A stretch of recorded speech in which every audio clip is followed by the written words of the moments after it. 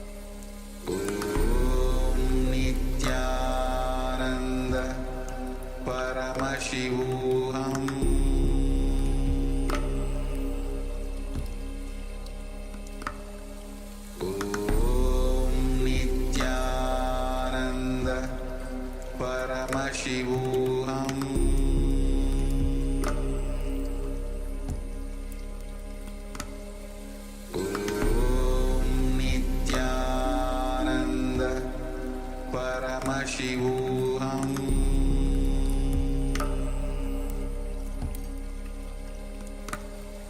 Om Nithyananda Paramashivoham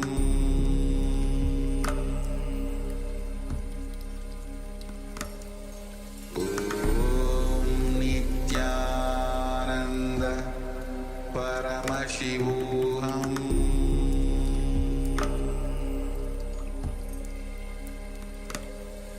Om Nithyananda Paramashivoham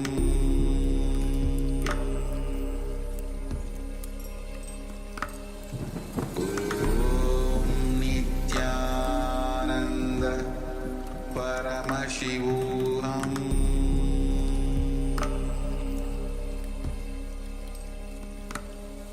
Om Nithyananda Paramashivoham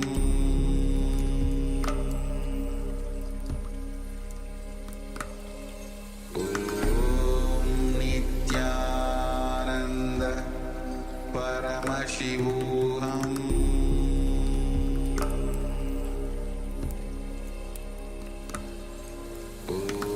Om Nithyananda Paramashivoham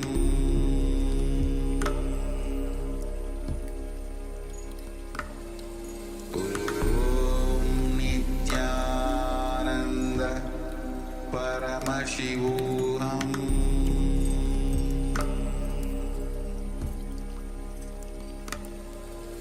Om Nithyananda Paramashivoham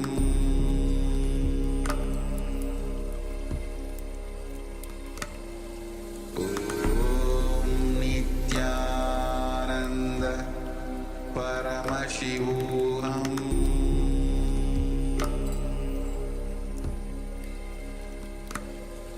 Om Nithyananda Paramashivoham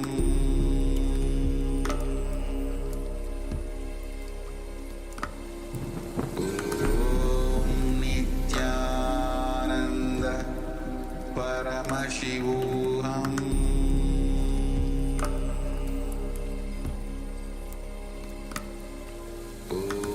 Om Nithyananda Paramashivoham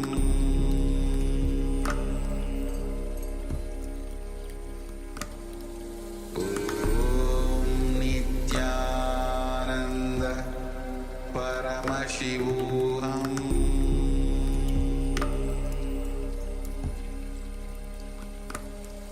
Om Nithyananda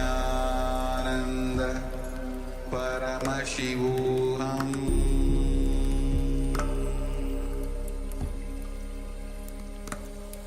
Om Nithyananda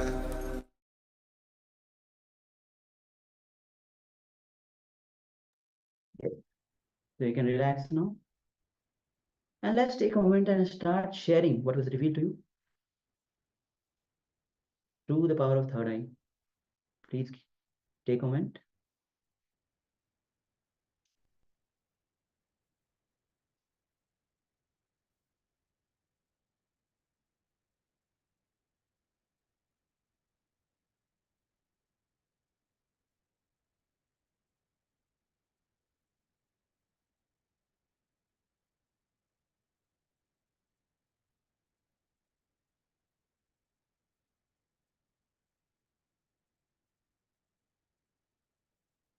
Yes, Yancha Chanaya, Ma Judy, Ma Teresa. Please go ahead and share what was revealed to you.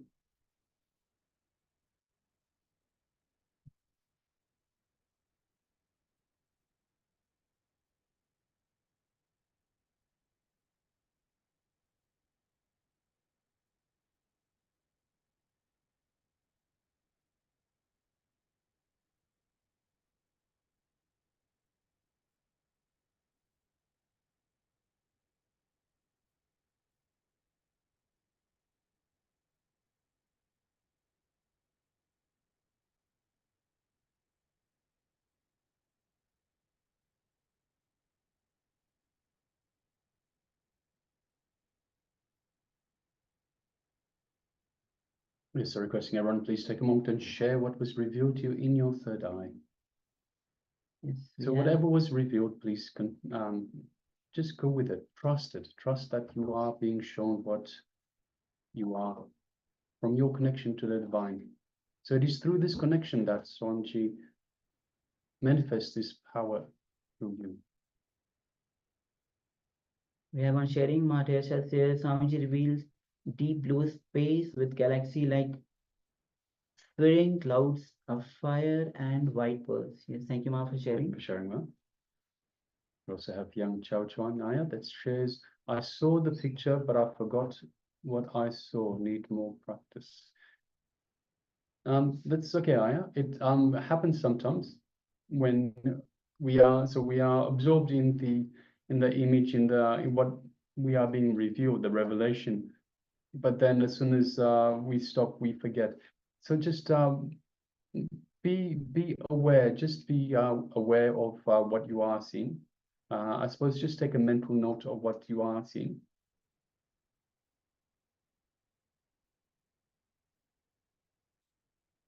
All right, so if you're sharing, please continue to do so. Meanwhile, let us move on to the verification stage where we will be displaying the image that we had displayed for you just earlier.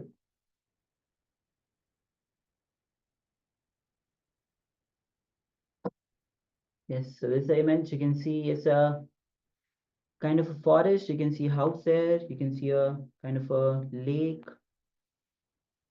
and you see a woman standing there, and the tree branches are just dried tree branches just hanging. Yes, so this is scene. Swamiji revealed deep blue space and with galaxies like swirling clouds of fire and white pearls. Okay, we see the reflection of the sky, though it looks cloudy because white.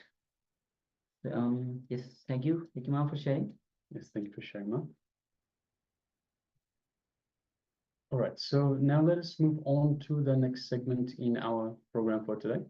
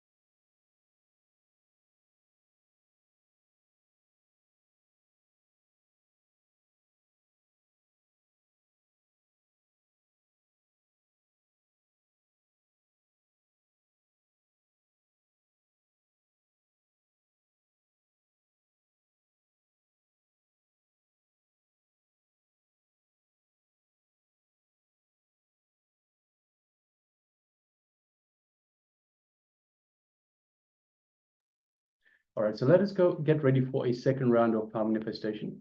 So requesting everyone, let us put on our eye bands once again.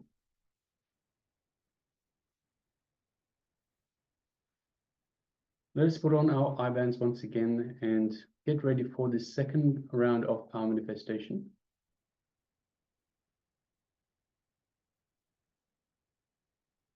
Yes, please let us know if you are able to hear sounds. Okay, fine.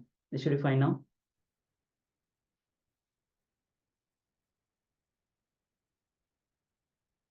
Yes, please take a moment and cover your eyes now.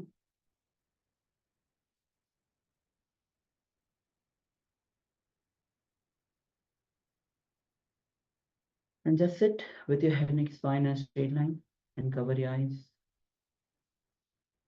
And connect with Swamiji. Just remember Swamiji in your face. Nothing else exists other than Swamiji. And just unclutch from every single thoughts.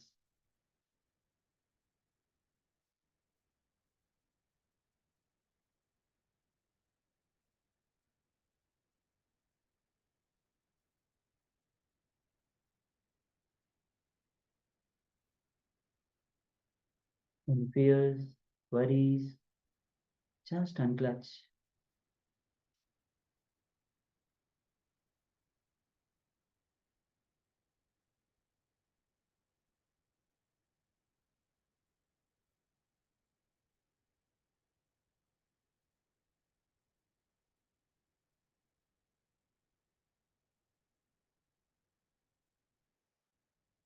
Just bring your awareness to the third eye and connect with Swamiji with the Mahavakya. Om Nithyananda Paramashivoham.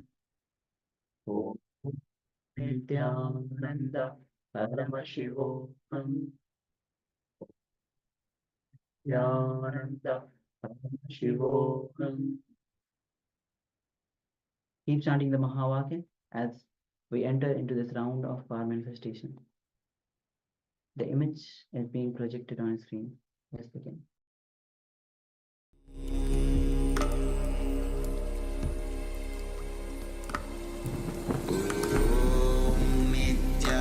Nithyananda Paramashivoham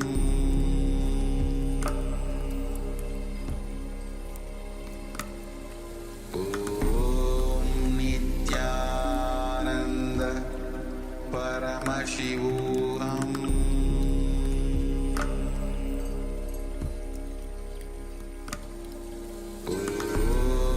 Nithyananda Paramashivoham Nithyananda Paramashivoham Nithyananda Paramashivoham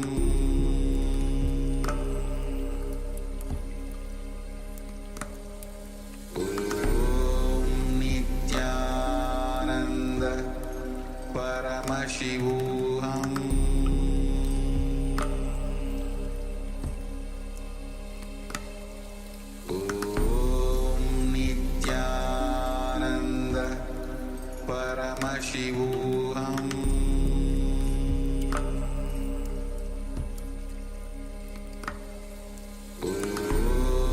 Nithyananda Paramashivoham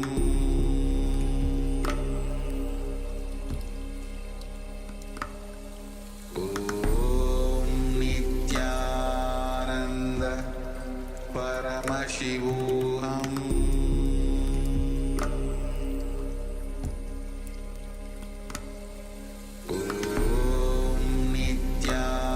Nithyananda Paramashivoham Nithyananda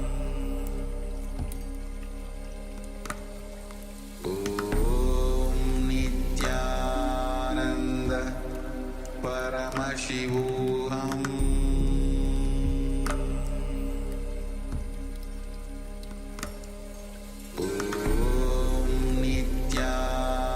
Nithyananda Paramashivoham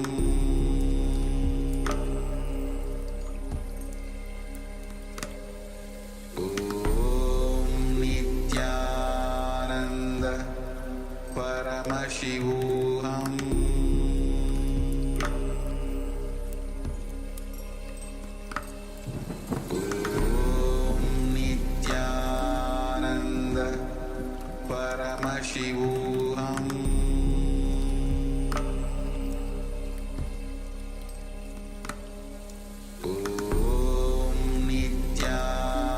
Nithyananda Paramashivoham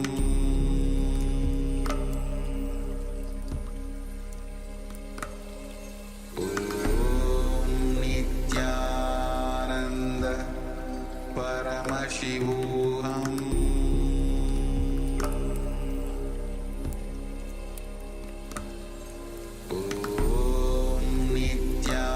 Nithyananda Paramashivoham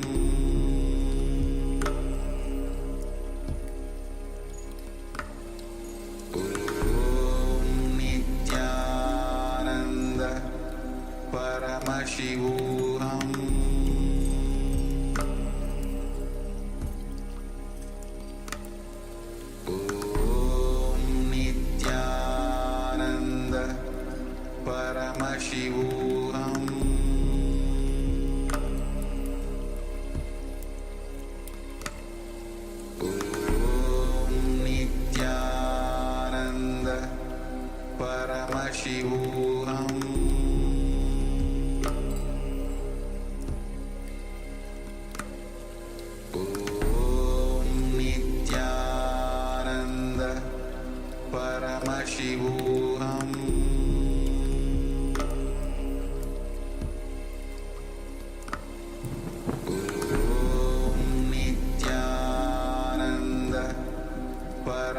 Paramashivoham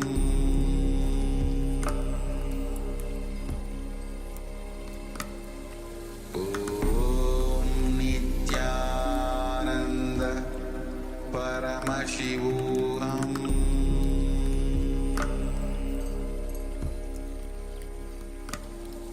Om Nithyananda Paramashivoham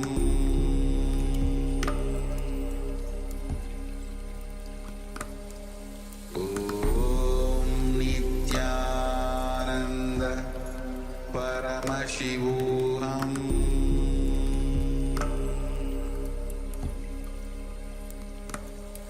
Om Nithyananda Paramashivoham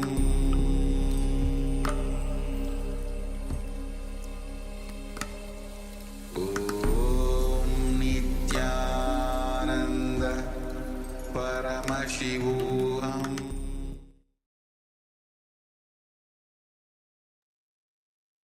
So you can relax now.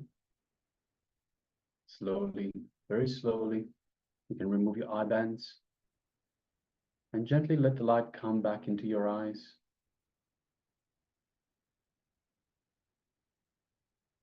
And once the light has readjusted for your eyes, you can take a moment and share with us what was revealed to you in your third eye.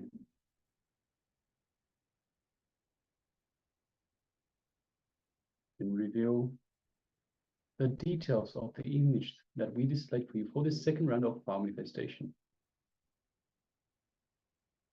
So please take a moment and share.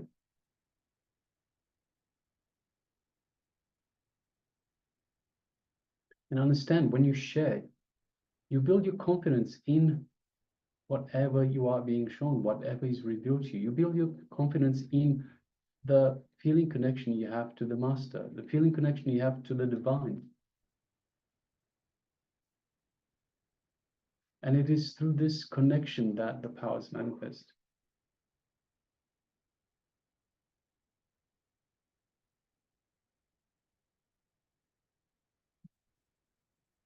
Don't have any doubts, don't have any reservations, just trust.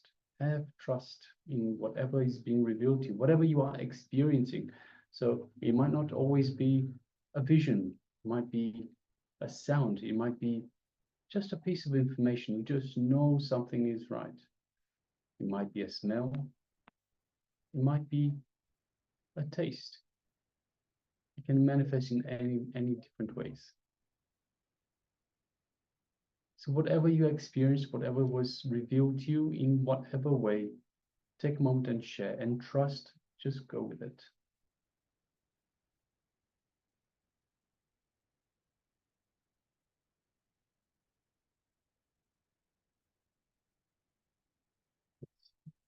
Yang Chao Chuan Aya says, I saw buildings and some people.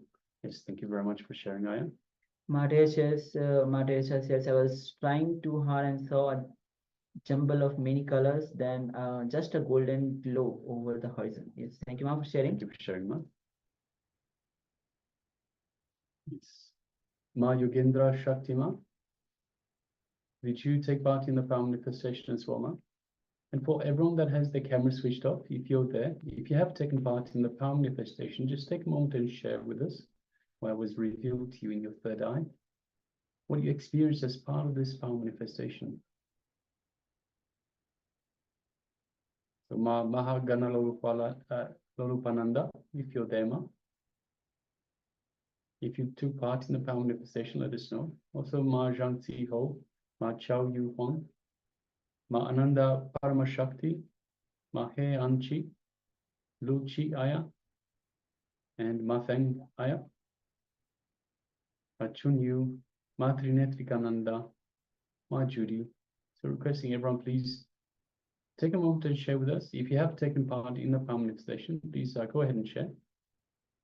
So keep sharing. Meanwhile, we'll get ready for the verification stage. We'll be displaying the image that we had displayed for you earlier for this second round of power manifestation.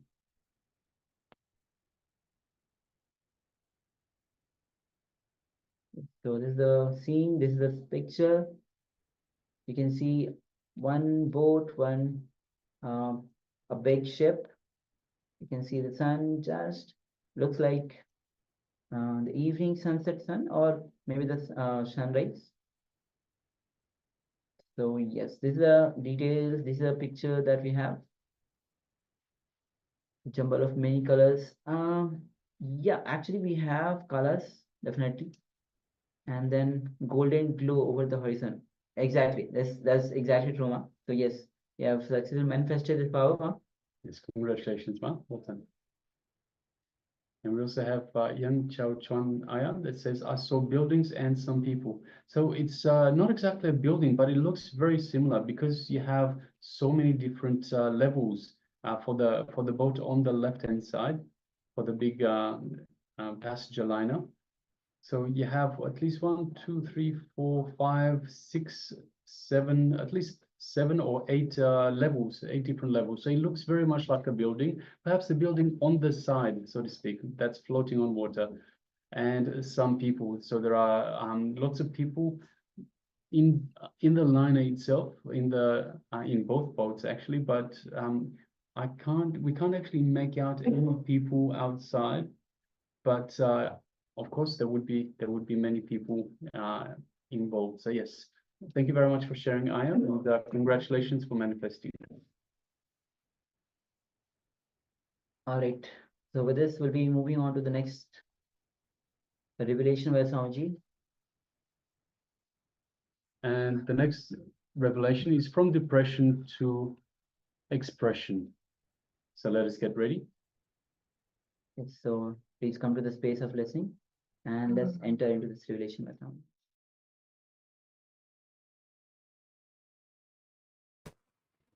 As long as it is flowing, it is a river, expression.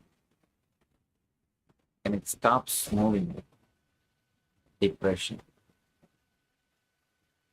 In our life also, as long as your mental thinking, your energy is just flowing, it's just moving without being stopped either by the greed or by the fear. Attachment makes you stop and fear makes you stop.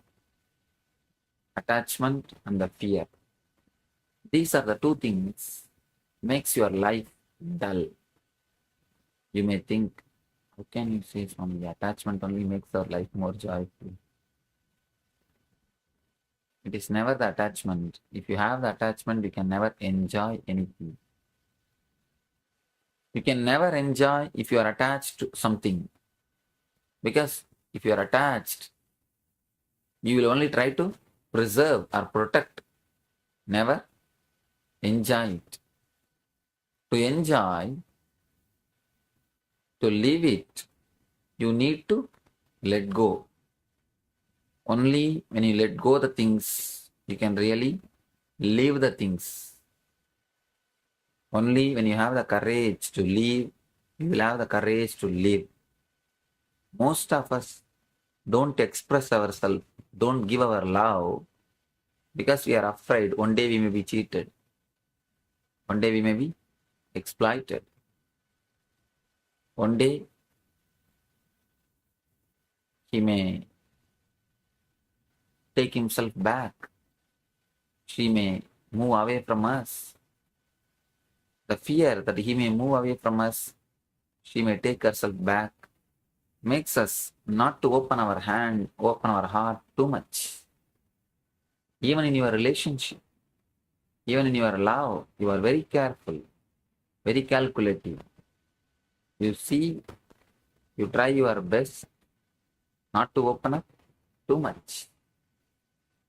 The fear that he may move, she may take away herself from you, makes you not to open. The attachment, the very root of the attachment, nothing but the fear. The attachment is the idea which never lets you flow as you are. It never lets you to change your life. It never lets you to flow with existence. Whenever feet die, whenever your desires die, dies, you move or you become a new person. Your next dimension opens. Your attachment to the dolls and toys should die for you to grow. Unless those attachments are dead, how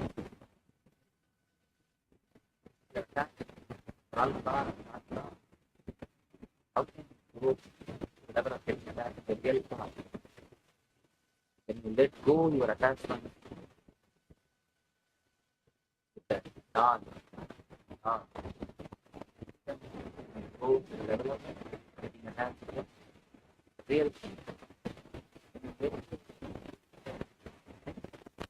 grow one step further, letting go or looking not from that by the heart, not the way to express yourself.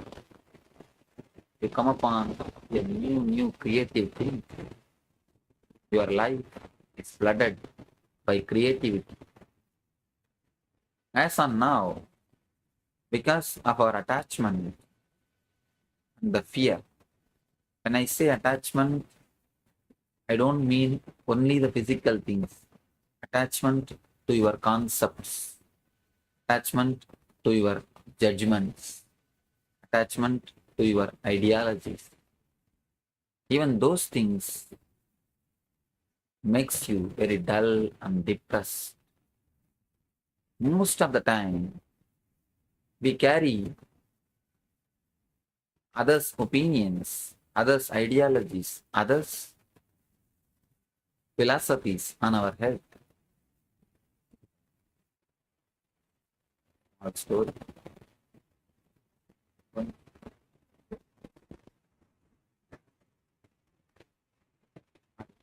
Who suffer the most on the planet Earth. Philosophers never put hell. That they are already in hell. The philosopher, he wants to repair his shoes. He ran a problem. He asked me, can you repair my shoes? I have to go out and repair them. Problem. The pain.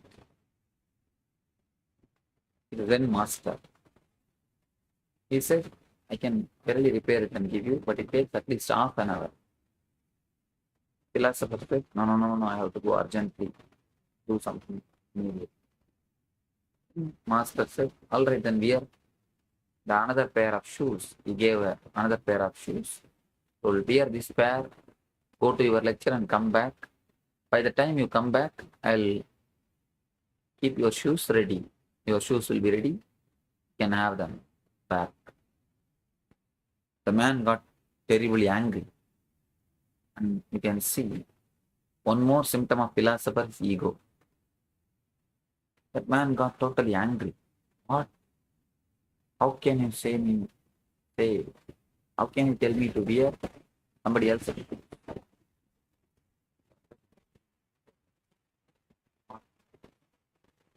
Very cool. Very funny idea. Why not somebody else on your legs? It is much better than that.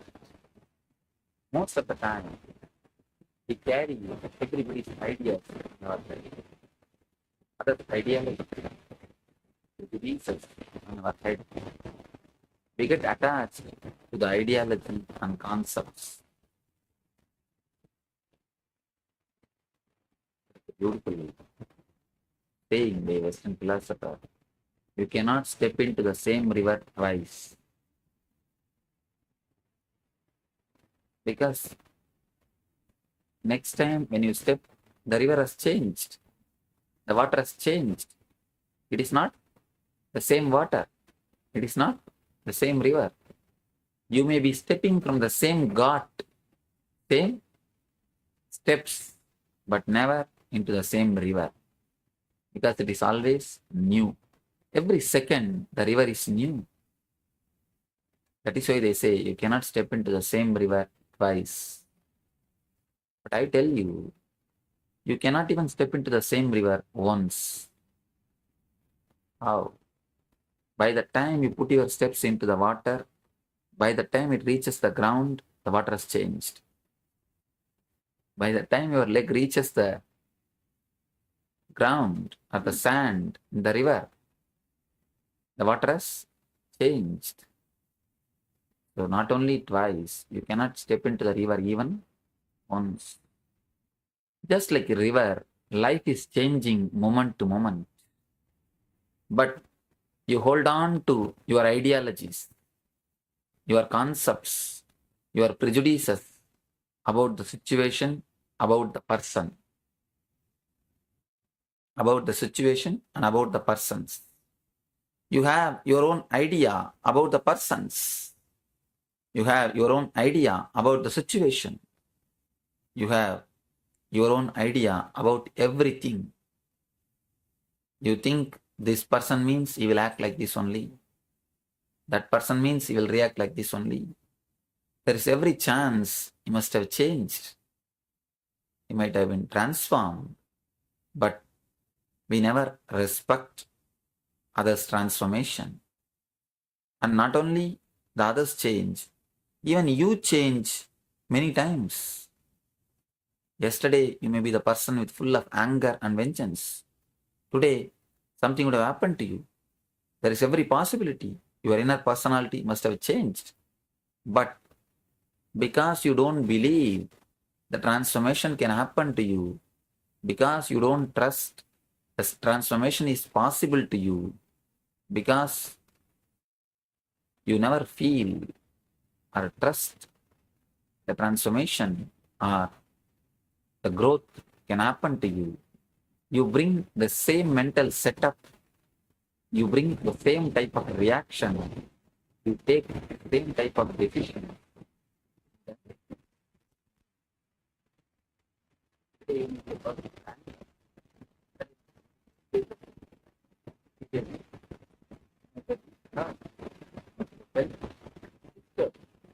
Today, there is a chance to learn. But you don't trust your inner consciousness. You don't let go your decisions. You don't change your choices because you don't trust that growth can happen to you. Transformation can happen to you. Today, when somebody criticizes, again, unconsciously, you choose the same decision which you did yesterday. You'll come and ask me, Swamiji, what you say sounds so nice to us. We feel every word from your mouth is the truth, the ultimate truth. But we are stuck, we are not able to practice. Especially the so-called Vedantic students. If you want to see the schizophrenic people, go and see the Vedantic students. Vedantic students, nothing but head full one side, heart full the other side. They are always in dilemma. Problem. I have seen many Vedantic students. They come and tell me, Swamiji, I understand all the truth, but in practical life, I am not able to put it. I am not able to have experiential. What can I do, Swami? What should I do? When you say, I understand, I am not able to put into practical life, somewhere you miss. Understand one thing. Do you say, I understand the fire will burn, but Swamiji, I am not able to resist putting my hands into the fire? You never say that. When you understand the fire will burn, automatically you keep yourself out. Even if you are touched by the fire, you run. When you follow that, why not this? First thing, there is some serious problem in your understanding. You may not have understood, but you may be posting yourself that you have understood. Next thing, after understanding some new concept, let go your old ideologies. Don't have attachment to your past decisions. Don't have attachment in the way you which lived. You have an old mental setup. You have old mental conditioning, way of reacting to the situations, way of reacting to the persons, way of reacting to the life. Your attachment to those ways of reacting to the persons, to those ways of reacting to the situations, to those ways of reacting to the life, never lets you enter into the new understanding. When you let go your old ways of reacting, your old ways of choices, when you are not attached to your old ways, to your old choices, when you let go, you'll end up with a new understanding. Any seed which decides to die only can become tree. Deciding to sprout means deciding to die. All pathfinders are path breakers. When you decide to sprout, you decide to die. Only when you decide to die as an old person, you will decide to be born as a new person, new being. Most of the time, our attachment to the concepts, to the ideologies, to the philosophies makes us not to move ahead. That is the major obstruction which makes your personality from river to the pool, from expression to depression. Depression is nothing but the mood or the mind which does not flow with the life. It is nothing but the energy of your being not able to cope up with the reality. You have two things, the imaginary life and the real life. When you are imaginary being, when your concept about yourself, concept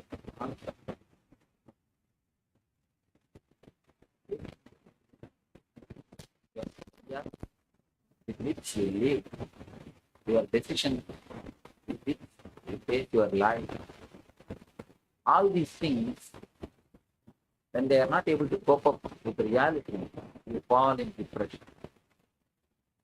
Whenever your being does not meet the real life, fall in depression.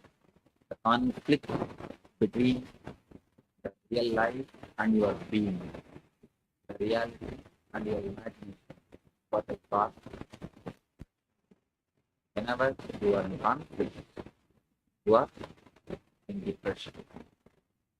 Depression can be used beautiful meditation. Tantra, they say,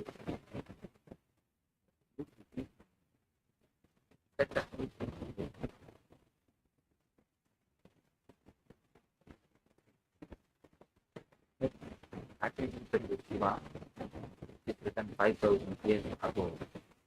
The full name of it is called Mahanirvana, the way to attain the eternal liberation. Tantra means technique. Nirvana means liberation. Eternal liberation or ultimate liberation. Way to liberation. The technique to ultimate liberation. There is a beautiful sloka. Whenever your mind falls in depression, don't resist with it. By resisting, again you will be creating one more imagination how you should be. I've always seen worry is one problem. People start worrying about the worries. They come and tell me, Swamiji, I have too many worries. What can I do? They make one more worry out of the worries. Now, as on now, if you have 10 problems, the one more problem, 11th problem, you have so many worries. 11th problem is created by the idea that you have too many worries. Fighting with worries or resisting the worries only going to create one more worry. Again, that becomes one more stone, one more rock, which stops your growth. If you are worrying, they say the worry can be used simply as a technique to reach yourself. Actually, in depression, you are more solid than in joy.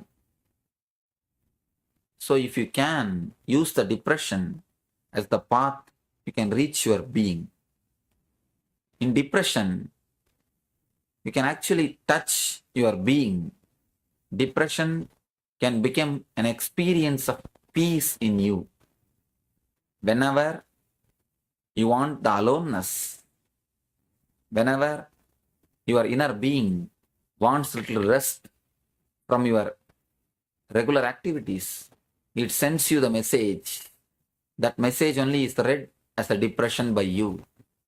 It just wants to rewind. It just wants to rest for a few days or for a few minutes or for a few hours. But by the society, the conditioning of the society has taught you rest or relaxing means something wrong. You have an idea, you have a deep condemnation against resting or laziness. Society never wants you to rest. Society wants you to run, because only then it can use you. For the sake of utility of the society, it has created a deep guilt in you about the rewinding or the resting process. Even when you rest just to run, not for the sake of enjoying the rest. All your vacation, you take the vacation just to run again. Even at the time of vacation, you are expecting when it will end, when I can start running again. You are just waiting to run. The gap between two wars can never be called as peace. It is preparation for the other war. War, preparation for the other war, war. Gap between two wars can never be called as peace. Just like that. Your vacation can never be called as vacation.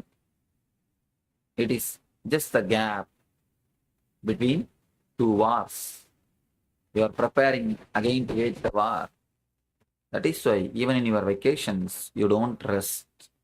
You don't relax.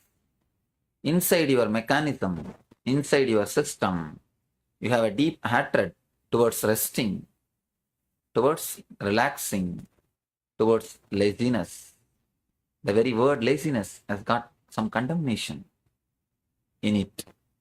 Your mental setup has become such. You resist your need for aloneness. You resist your being's request for its own space. Your being needs its own space. Your being needs a little bit of aloneness. But your resistance to give aloneness, your resistance to give space for your being only creates depression.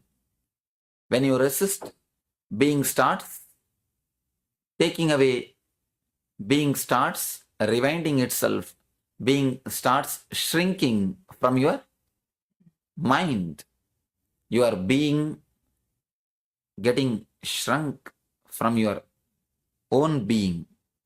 Part of your being is just rewinding from your activities, your regular day-to-day routine.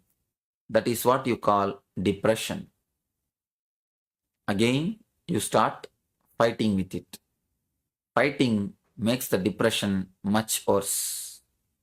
Depression is like a black hole. If you don't resist and enter into it, it can create Big Bang. If you resist, never think you are not going to be taken inside. You will be sucked inside beyond your resistance. Whenever you resist, depression is like a death. As long as you resist, depression is a death. When you just allow it to happen, it just regenerates you totally. It regenerates you. There is a beautiful meditation technique they give in Tantra. When somebody is depressed, they tell him to meditate on blackness, not darkness, blackness. There is a difference between darkness and blackness. Darkness is the lightlessness. Blackness is the vibrant, vital darkness. Darkness is the negative aspect of blackness. Blackness is the positive aspect of darkness. We know only one thing. Black means it is dark, that's all. We do not know something like positive darkness. There is something positive darkness. That is what they call causal body. Darkness means shunya. Blackness means purna. Darkness means the lightlessness. It's nothing. Blackness means which is totality, whole. It can be explained in this way. Blackness is the blackness of the womb from which you are born. Darkness is darkness of the death in which you get lost. But ultimately, both meet and merge in one point. If you relax into the darkness, it becomes blackness. It regenerates you. If you relax into the sleep, next day morning you are fresh to live your one day life, one more day. If you don't relax into the sleep, even in the sleep you will be continuously resisting with your being. The resistance with your being is only called nightmare. Even in the sleep, you don't relax with yourself. You just want to jump here, there, here, there. Even in the time of sleeping, when you don't rest with yourself, you face nightmares. When you go deep with your darkness of sleeping, you enter into such a deep blackness. The space in which your being is regenerated. Next day morning, again you are fresh. Tantra says, when you come out of your sushupti, sleep, you should be fresh just like birds and animals. Have you seen any bird morose, tired after the sleep? As soon as morning it wakes up, you can see the birds chirping and the calf just running around, the mother, cow, dog, it will just go and check its boundary. Even the street dogs, early morning, as soon as they get up, they wake up, they will go around and check their boundary, whether others have intruded, whether their boundaries are safe or not. Cat, as soon as they woke up, they just stretch the whole body. In Hatha Yoga, there is an exercise called cat stretch. As soon as they wake up from the bed, they will stretch the whole body. The whole nervous system will be alive. Human being is the only animal who turns as soon as he wakes up from the sleep. As soon as we wake up from the sleep, what we do? Turn and pull the blanket. Human being is the only animal who is tired of taking rest. No other animal feels tired after taking rest. We are the only animal who feel tired of taking rest. Why?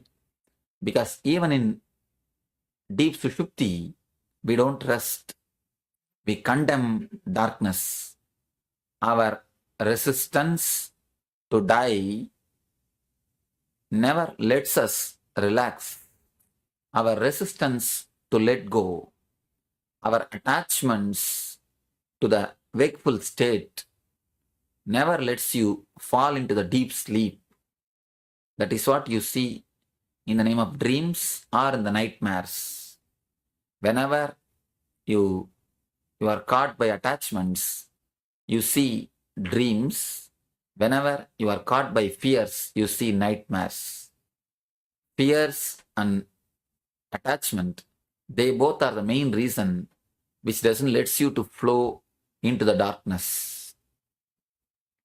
If you know how to flow into the darkness, you will be able to have a deep possible sleep. Whenever you have the deepest possible sleep, your deep sleep regenerates you totally. If you have the deep quality of sleep, your wakeful state also will be in a different quality. If you don't have night dreaming, you will not have daydreaming, because daydreaming and night dreaming are very closely related. They are very closely connected. Whenever the quality of your sleep increases, the quality of wakeful state also increases. Jagrata and Sushupti are very closely related. The Swapna is the thing which makes Jagrat also off and Sushupti also off. In Jagrat also you are off. In Swapna also you are off. In Sushupti also you are off. Swapna means dreaming. Dreaming is nothing but greed and the fear. Dreaming is nothing but your attachments and the fears. Attachments and the fears are the root of dreamings. If you are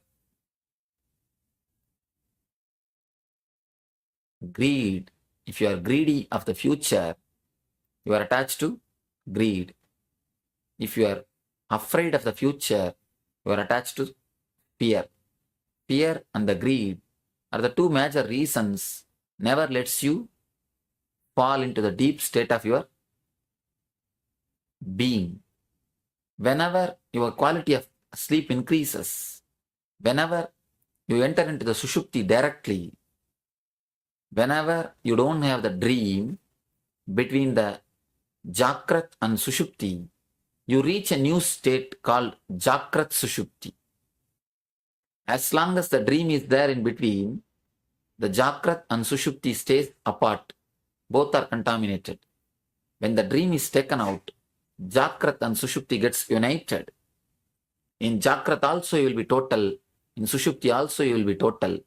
Jagrat Sushupti is what we call Turiya, the fourth state. Then whole 24 hours you are just flowing. Turiya means don't think. That is a different kind of state. We have a great fear towards these words, and especially these Vedantic teachers and preachers. They have spoiled the whole spirituality by giving two big meanings to these words, making them as impractical as possible. The very words makes us frightened. That is why I never use these words. Very rarely I use these Sanskrit words. Turiya, Atman, Paramatman, Nirvana. All these words I try my best to avoid because they are totally contaminated, loaded with unnecessary meanings. Instead of giving a direct explanation, they have been loaded by too much of unnecessary meanings. Tell you the simple understanding, simple way of flowing with your thoughts. When you live totally. When you leave totally. This is a simple method to taste Turiya directly. When you live totally without dreams, you will taste Turiya. When you live totally without dreams, again you will taste Turiya. Daydreaming and night dreaming are the only opposites, only enemies for Turiya. Once You throw away the guilt. Today morning, I had been to a devotee's house. He was asking me the same question, the same subject. How do we balance the outer world and the inner world? How much I am supposed to work and how much I am supposed to be in spiritual activity? I told him, as long as you try to balance, reconcile, you will be in conflict. The very idea, both are contradictory, is the contradictory in you. The very idea is wrong. Very idea that living and leaving are two contradictory things only creates trouble. When you live, you carry a guilt. Oh, I'm supposed to leave. I'm supposed to attached only to the God. I'm supposed to be a divine. I'm living all these desires. What will I do? When will I grow? You carry a guilt. When you leave, again you carry a hangover of desire. I have not lived, I have not done that, I have not enjoyed this, I have not enjoyed that. How can I leave? You see, I am having so much of desires. I am being pulled towards it. What will I do? When you leave also, you carry desire. When you live, you carry guilt. Carrying guilt and carrying desire never lets you live or leave totally. Any experience which is not fulfilled in your being, half fulfilled or unfulfilled, whether it's a desire or fear or greed or lust or anger, anything, when it is unfulfilled, that just pulls you back to fulfill itself. Unfulfilled experiences have got a tremendous power, force, capacity to call you back, to pull you back to fulfill itself, because you are fulfillment. Your basic nature is Purna. Your basic quality is fulfillment. You cannot have anything which is unfulfilled.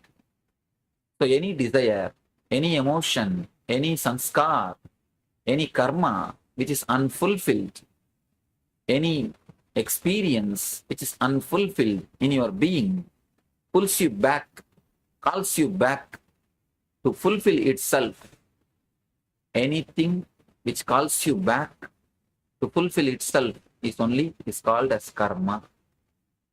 The pull of karma is nothing but the pull of your own thoughts, your own experiences, which is unfulfilled. So anything left unfulfilled pulls you back, calls you back to fulfill itself.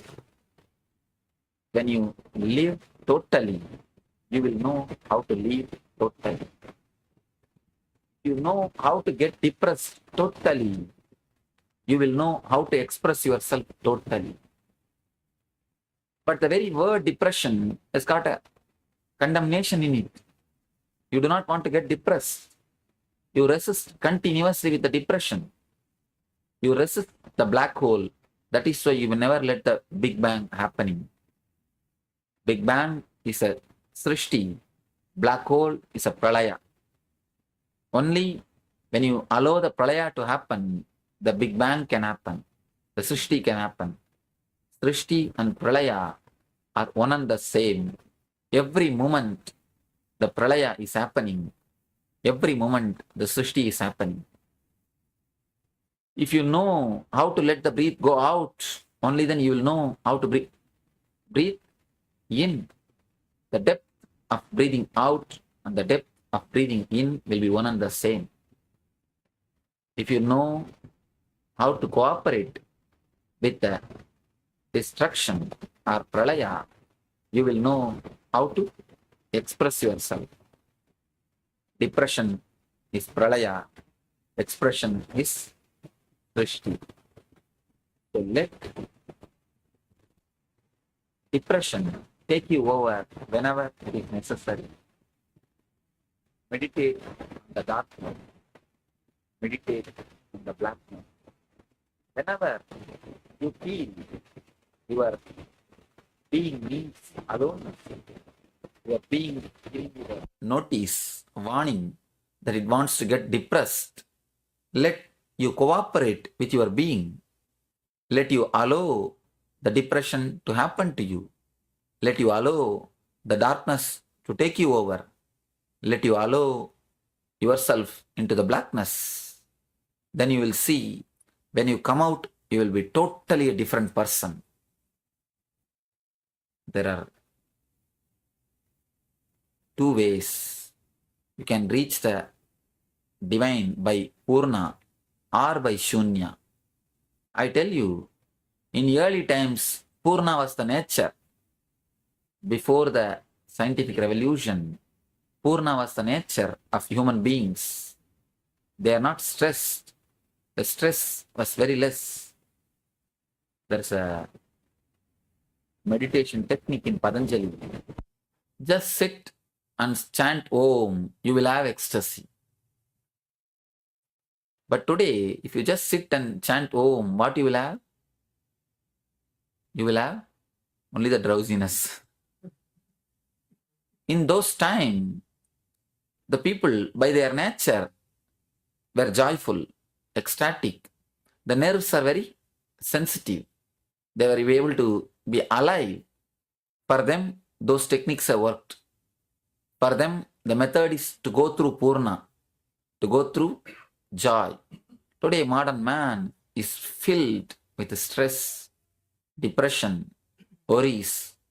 For you, even through depression, you can reach the divine. So whenever the setup of the mind changes, techniques also can be changed. Now, if you try to enter into the path of Purna, you will be again resisting your nature. Our nature has become depression now. As on now, whether you accept or not, our nature has become depression. So using the depression as a method is the only way to reach the divine, reach the deep state of expression.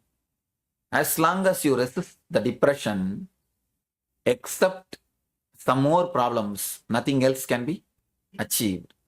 No medication. I tell you, no medication is going to help depression. Only in last 1 year, 2003, 103 million depression medication prescriptions are issued only in US. In the States, 103 million depression medication prescriptions are issued. This shows we are fighting with the depression. We are fighting with our own being. It's like you try to pull your shoelace and try to fly. Can you fly by pulling your shoelace? Never. It will create only fight between yourself and yourself. So, as long as you fight your depression, there is no way of you coming out of it. It's like a fighting with your own shadow. As long as you are alive, you will have your shadow. As long as you enjoy the togetherness, you will need aloneness. If you are enjoying the togetherness, attachments to the world, naturally you need a little bit of space for your aloneness. You enjoy togetherness, but you resist aloneness. You enjoy the life, you resist the death. But you don't understand, both are two sides of the same coin. When you know how to enter deeply into the depression, you will know how to enter deeply into the expression. Depression. Yes. So this is a powerful revelation with Swamiji. Hope all of you have enjoyed it and understood it and had clicked with you. So with this, we'll be now concluding for the day as time that for the program. Let's join our hands in Namaskar Mudra, and of course we'll be back for tomorrow's session. So let's finish with the code mantra. Om Purnamada Purnamidam Purnat Purnamudachyate Purnasya Purnamadaya Purnamevavashishyate. Om Shanti Shanti Shanti. Harihi Om Tat Sat. Sarvam Bhagavad Shri Nithyananda Paramashiva Padugar Paramastu. Om Nithyanandam. Thank you. Thank you, everyone. Nithyanandam, everyone. See you all again tomorrow. Yes. Nithyanandam.